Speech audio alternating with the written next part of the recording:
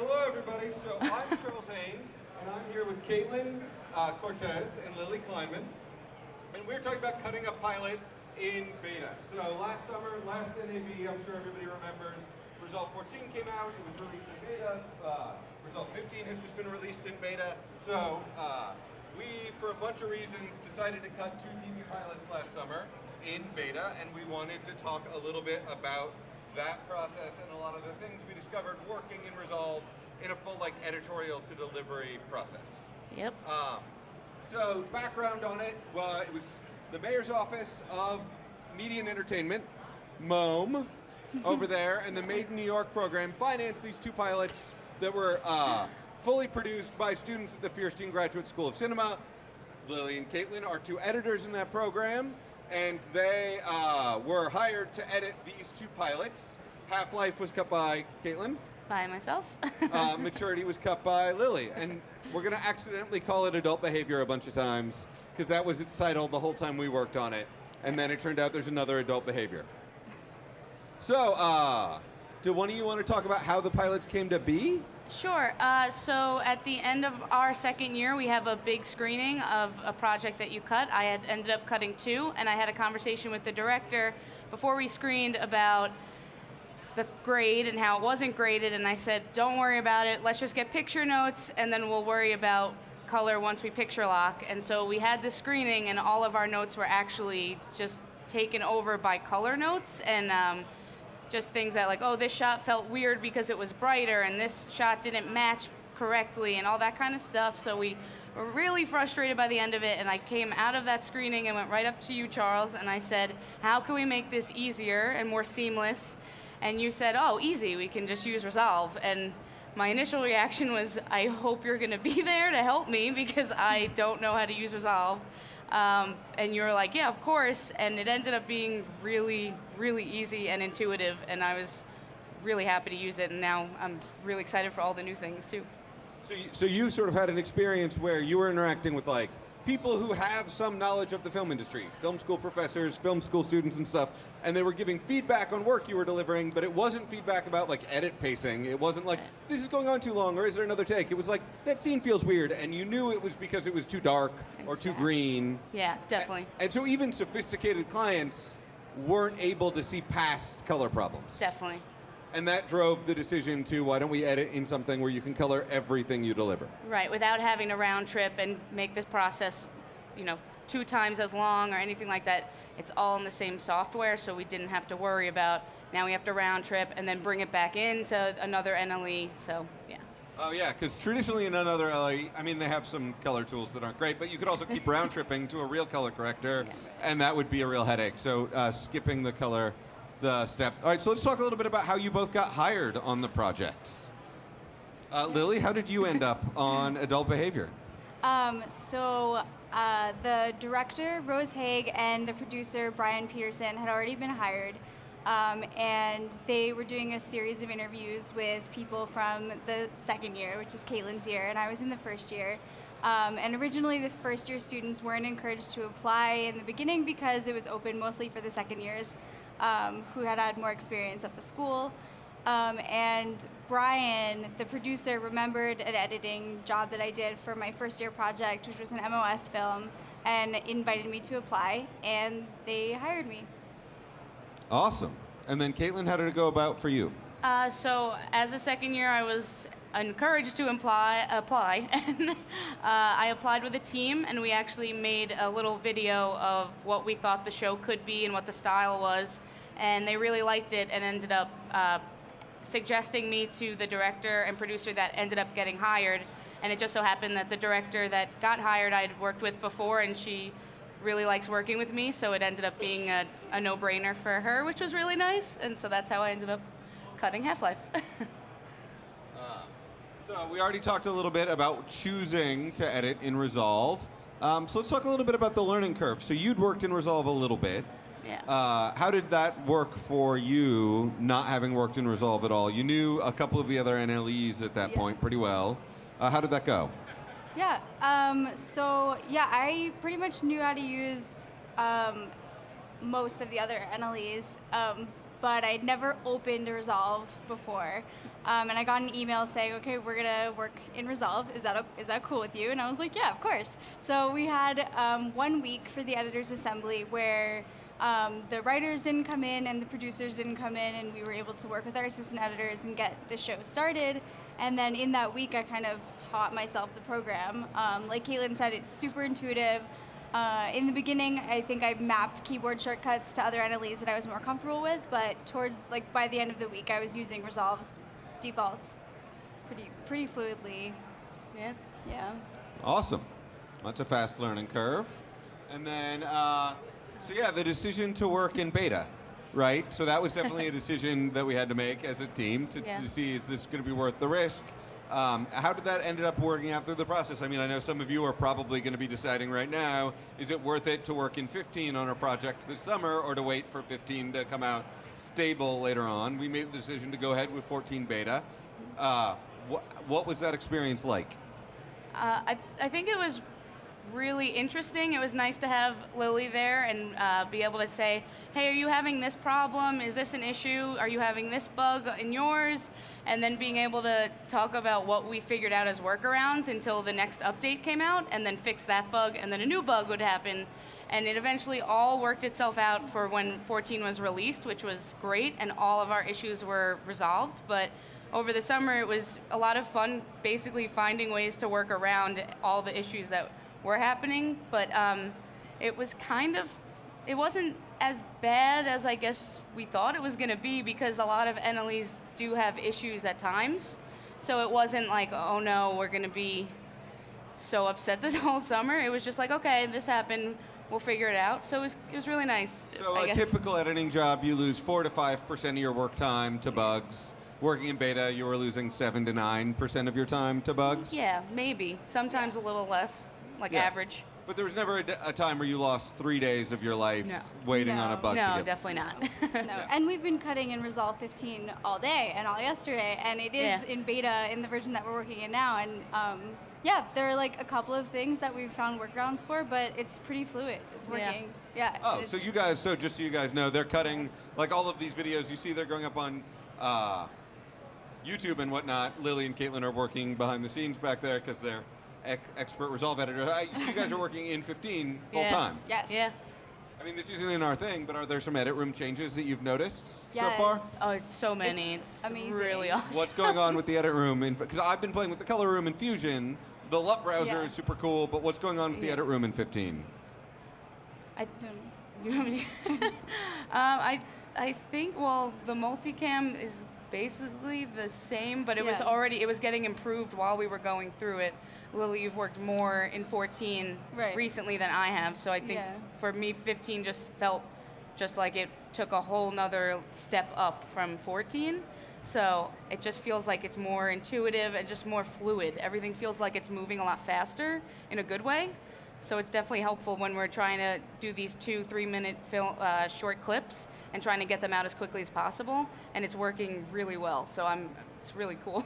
Yeah, I also did a couple of things in Fairlight in 15 this morning that I wasn't able to do last summer in 14 beta.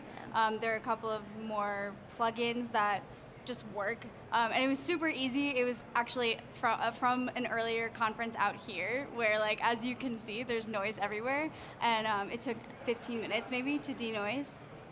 So, oh, wow. Yeah. That's really great. Yeah. So if this video makes it to YouTube... we'll denoise it. Yeah. Oh, that's awesome. Although you guys shouldn't have to edit anything with yourselves in it. Okay, so let's talk a little bit about, so one of the big reasons we decided to do this in 14 was the ability to make sure everything was always graded before anyone, in this case, the client was writers and producers. I'm sure you've all had an experience where a writer or producer was seeing flat images. We didn't prep this, but I'll tell this anecdote anyway. I once did a job for a big sneaker company, and we sent them a rough cut that was Alexa log, and they literally wanted to fire us because the DP had shot dirty footage. And we had to like regrade everything at 6 in the morning and send it back to them at 9 a.m. because they couldn't understand log. Very big sneaker company. They should have known better. And so, you guys, nothing was ever shown by anyone that didn't have a grade on it. Can you talk about how that worked and what that workflow was like and how that went? Yeah, so since we didn't have to go through the round tripping process, and it's just literally one click from the edit window into the color window, we colored every single session before every test screening. So we had a full color session and also a sound session because we didn't, like, as Caitlin said, we didn't want to get notes like the color looks weird here and the sound sounds strange. Like, we wanted to only get notes that were about the edit and about the story. And so, yeah, we spent a couple of hours before every test screening, anytime we showed the writers or the producers, and we did a color pass on the show, so the client never saw anything that was ungraded. So they never saw ungraded dailies. So they expected, I guess, in a sense, they expected more from each cut, but it worked to our advantage because we were getting mostly edit notes. Yeah, definitely. Yeah. They're both comedies, the pilots, so having the main focus be on pacing and just story notes was really helpful, especially for comedy that is very subjective, and also just being able to go in from the edit page right to the color page and just adjust any image. If we had to switch out a take, things like that, and it was off because you had a lot of indoor but shift of daytime, so you could tell, and then for me, I had a lot of outdoor scenes, so being able to adjust when there was different lighting and the sun going into the clouds and out and all that stuff, being able to make sure that it looked seamless still was really helpful for when we had to show it to the writers, producers, and test screenings. Yeah. And then, is this usually when we talk about the fact that the color started influencing the story on yours, reshaping time of day? I think maybe if the video is next. If the video is nice? Yeah, we have the next, if the video is next. The final shot. The final shot is next. Yes, this is it. Okay. Okay. Yeah. So this is the final shot of Maturity, and it was shot at 8 a.m. So it was shot over summer, so the sun was shining, and this is the end of the day of the episode, and so it's supposed to be 7 p.m. dinner time. So basically what happened was, in the earlier stages of the script, the pilot took place over a number of days, maybe even a week, and as the script developed, even a couple of days before shooting, the final script took place in one day. So that was kind of reflected in the script, and some of the early edit notes we were getting were, it seems like there's a lot happening in this day, and we know it's one day because all of the characters are wearing the same outfit from morning to night, so we get it, but it just feels like too much has happened, so how can we fix that? So the director and I thought maybe we'll do a pickup shoot, and we were planning all these different ways that we can try to address this issue. And what we ended up doing, as you saw in the video, was fix the problem with the color grade, which we maybe wouldn't have been able to suggest to producers if we weren't working in Resolve, because we were able to say from the very beginning, look, here's what this could look like. We'll do a really quick color pass to show you. We can make this shot that was shot at 8 a.m. look like it was shot at 7 p.m., and maybe it'll work. And it did work, so that's what we ended up doing, and it saved some money on pickup shoots. So rather than waiting until after picture lock and saying, like, we hope that the color will make time of days work, you were able to say, all right, let's use the color to make time of day. Right. And then maybe even that informed edit choices after that, because then you're like, oh, I know that works like the end of day, so I can let it play longer or something. So color and edit then started talking back and forth? Right, yeah, exactly. Awesome. Yeah. Very cool. That was like the dream, Yeah, right? right. Because the thing that drives me nuts, I was the post-producer on these pilots. I should have introduced why I was talking with them. The thing that drives me nuts about color is you get like 2 months to edit, and everybody you look at like 7 different edits in the edit, and then you do color in a day and sound in a day, and you're out. And there's no time to like think or let it evolve. Right. So I'm glad that happened, where it's like, oh, you got to find storytelling in the color before you picture locked the edit. Right. Which leads us to... Or did that break our clicker? Here we go. Compositing. So this is mostly a Caitlin story. Is there a video clip here? Should be. Oh, so this but we did one's her for maturity first. yeah. Yeah, so it was kind of the same thing. This composite we did with color. So there was a story thing in this scene where the character dropped her phone on the floor, and then that part of the story got cut because it wasn't important. So that was lost in the edit, but then we still had this problem where the cell phone was on the floor and it wasn't explained and it made no sense. And we thought maybe we could get away with it, but then the producers were like, what is that phone on the floor? So we just went into the color tab and did a quick removal of the cell phone, as you can see there. Yeah, in like 2 seconds. Yeah, Yeah. Yeah, that was as great. long as the video is. Yeah. I guess like 12 seconds. I'm looking 12 at the seconds. counter on the thing. Oh. But still, a fast pay now. And actually, this feature is now in Resolve 15. It has its own name as a feature. What do they call it? I don't remember. I'm not sure. As Anyway, a feature? what we did there with node sizing in Resolve 15 has its own thing. But you could do it in 14. You just had to know the workaround. But now it's its own thing with a dedicated tool. And it actually has a nice, like, it points to like what you're stealing from. Oh. So it gives you a little arrow that's like you're stealing from here to put it here. It's kind of a nice thing. That's cool. All right, so we'll go to the next clip. Yes. So my Half-Life is about a screenwriter who's also a location manager and a mother and trying to balance it all. And the first opening scene is her on her laptop. So I had to do a lot of green screen replacement. And I also did a lot of temp VFX, just recording stuff on my computer and then bringing it in. And it was really nice and really simple in Resolve to just bring it in and do it myself. And it ended up being that the VFX artist was like, oh, you have to send me both images so I can put them together. And I was like, oh no, I already did it. Just give me the VFX. I'll temp it in, I'll put it in myself. I'll do the green screen. And he was like, wow, okay, you just saved me time. I'll just work on everything else. So that was really cool. And that at the end of the pilot, the main character is watching TV, and that also was a green screen replacement. So that was really cool to also work on that and deal with that stuff. But yeah, it was really simple to do, and I loved doing it. I wanted there to be more, but we ended up having to cut some of it because they didn't like all of it. But I really like doing the green screen replacement. It's simple. I don't know what else. And then this is... Oh, Ah. I don't know what I did. Oh yeah, so this is maturity. Right. So this is this is the end of maturity.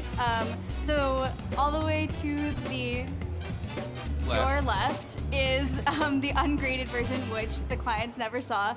And then, so from the very beginning, the director had this very pink look that's very stylized, and she wanted it applied to the entire ending shot. Was that something you saw like in post or in pre-production? We saw this in pre-production. She came in with looks and said, "This is what I want it to look like in pre-production." So from the very beginning, in the first test screening, we did a color pass to say, like, this is what it's going to look like. And so the pink version is kind of the way the pilot lived for most of the edit until the very end, when the writer and producers came in and said, we want to go for something a little bit more traditional. So it evolved, but yeah, because we had the grade applied from the beginning, we got people were able to get used to the look and say, okay, maybe it's not working, or maybe it is.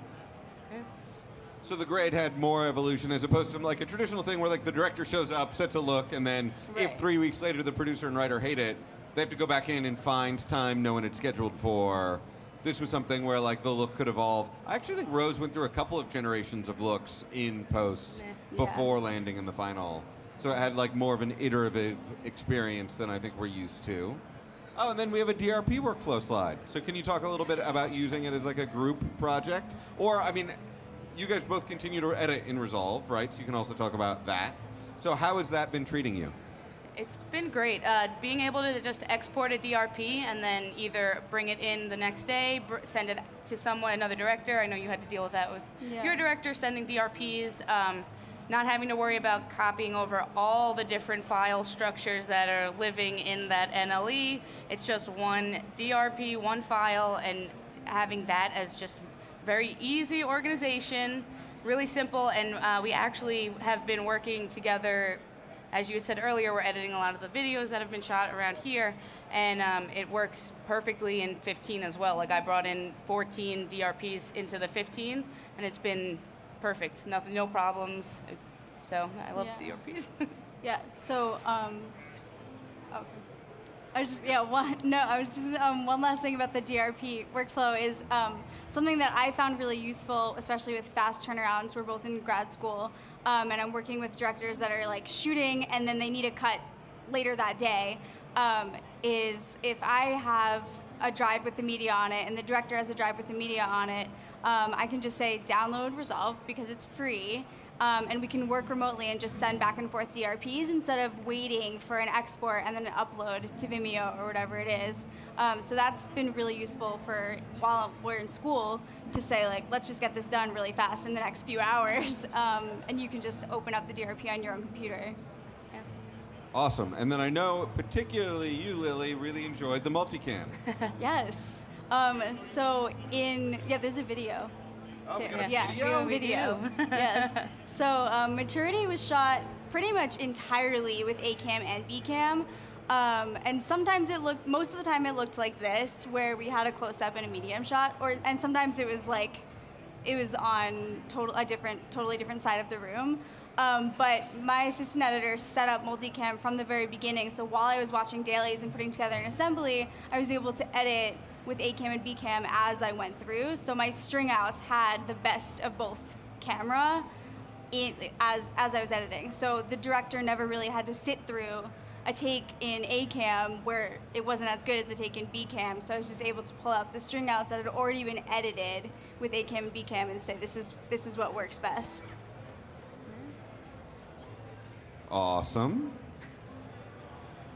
Up, start to finish in one app is the next thing. I'm going too many clicks. There we go. Start to finish in one tool. So the DITs worked in Resolve. Yeah. And then you delivered from Resolve. Yep. Yes. So can you talk a little bit about how that went? Yeah, it's just a very seamless workflow. So being able to clone media and be able to make sure you have 2 exact copies with a checksum, and then going right into the edit tool, going right into the color tool. Our colorist worked in Resolve, and then going right to deliver and being able to export either a preset, so Vimeo, YouTube, or doing custom, so when you had to do the final delivery, being able to do all of that in one tool, never once having to leave, was really amazing for this entire project for both of us. Yeah. It cut down a lot of time and a lot of worry about, are they gonna, like when the colorist gets it, is he gonna know exactly that, this is supposed to be a fade or that's supposed to be, a quick cut, things like that happen when you transfer from NLE to NLE. It was not existent at all. Yeah. And it was really helpful for us, and it just saved a lot of time.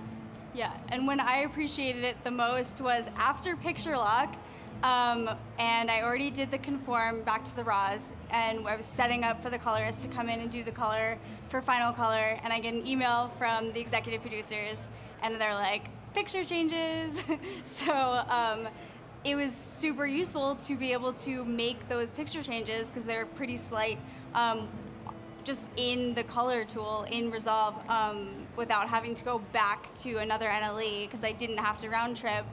So yeah, that was great. I made the picture changes on the red RAWs and just kept working instead of having to start over basically after I'd already done the conform. Yeah. And then if you'd had picture changes after color had been done, if you were just extending a shot by a few frames and a tracker wasn't there, Yep. you didn't have to go back and drag the colorist back in. Right. Right. Right.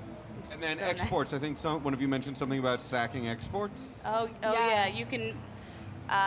You can export multiple timelines and a timeline in multiple versions, so multiple ways for YouTube, Vimeo, as many as you want. You can do that and start them all at the same time, and they'll be just going, and it's amazing. And you don't have to wait for this like 10% all the way to 100% bar to fill, and then it's over. You could actually watch the entire export and start QCing there, so immediately, oh, there's something wrong here. You could stop it, go right back into the edit page, then restart the render. And I think that's also what we really liked and helped us a lot, because we were able to watch things as they were exporting and not find out after waiting a half hour, then having to QC it, and then having to do that whole process all over again. We could stop it right in the middle, make those changes, and then just start re-exporting. That's awesome. Yeah. Half-Life split screen.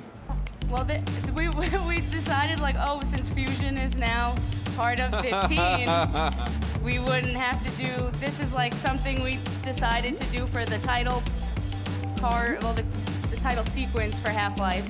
And now that there's Fusion, I'm really excited about it, and I feel like there's a lot more options we could have done if that were a tool over the summer. But now that it is, I feel like it's going to be a really useful tool, and just a lot of people are going to get to do more titling, and a lot of fun imaging and all that kind of stuff. So that's why we put that Well, in. also because the two areas we still had to go out last summer were Pro Tools for sounds, right? Fairlight's on its way, but not maybe there, although you're using it. Yeah, today was 15. It's working. It's working. Yeah. Awesome. 15 is there. Yeah, and if we It's don't good. have to go into Pro Tools, I will be so happy.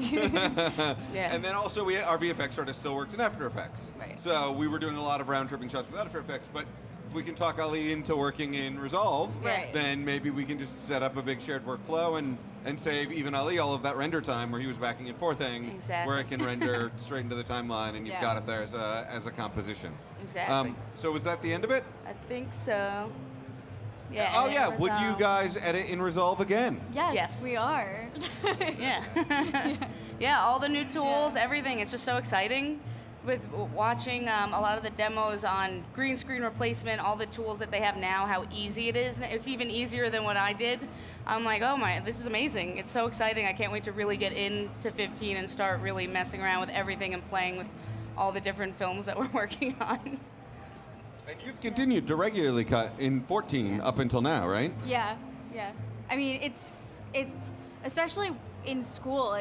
It's free, so it's been super useful, and I can download it on any system that I ever go to. And I think we both kind of travel a lot also for school projects. I know Caitlin was just in Texas and California for a thesis.